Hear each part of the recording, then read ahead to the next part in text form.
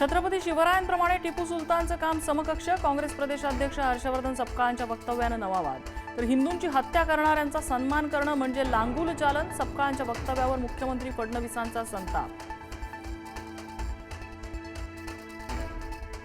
मुंबईतल्या मुलुंडमध्ये बांधकामादरम्यान मेट्रोचा स्लॅब कोसळला. एकाचा मृत्यू, 2 जण जखमी.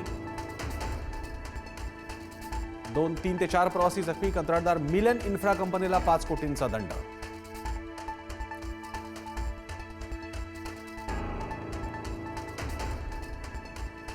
मुलुंडमधील दुर्घटनेचे मुख्यमंत्र्यांकडून चौकशीचे आदेश. मृतांच्या वारसांना सरकारकडून 5 लाखांची मदत जाहीर. जखमींच्या उपचाराचा खर्च राज्य सरकार करणार.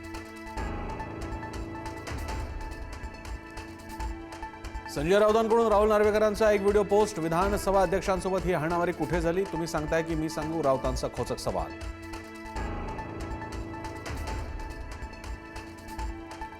शपथविधीपूर्वी सुनेत्रा पवार आणि शरद पवारांची भेट घ्यायचा प्रयत्न केल्याची माहिती. मुंबईला येण्यापूर्वी गोविंदबाग निवासस्थानी फोन, मात्र शरद पवार यांच्या कुटुंबियांकडून प्रतिसाद मिळाला नाही.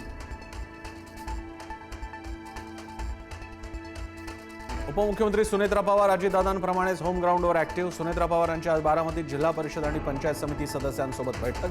दोन्ही राष्ट्रवादीचे नेते असणार बैठकीला उपस्थित.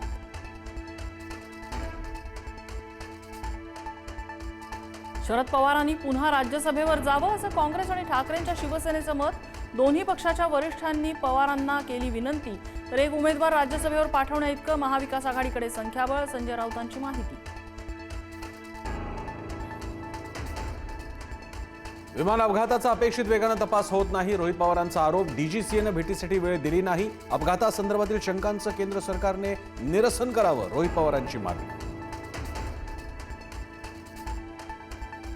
भाजप आमदार संजय केनेकरांच्या कार्यालयात बंदूक. भेटायला आलेल्या व्यक्तीच्या बॅगमध्ये बंदूक सापडल्यानं खळबळ. आमदार केनेकरांच्या घातपाताचा संशय.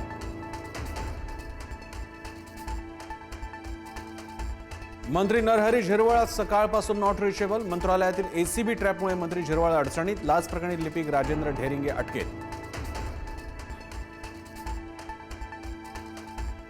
अजित पवारांनंतर राष्ट्रवादीची सूत्र आता अमित शहांकडे. पटेल बोलतायत या अर्थी विलिनीकरण होऊ नये ही शहांची इच्छा. संजय राऊतांचा निशाणा.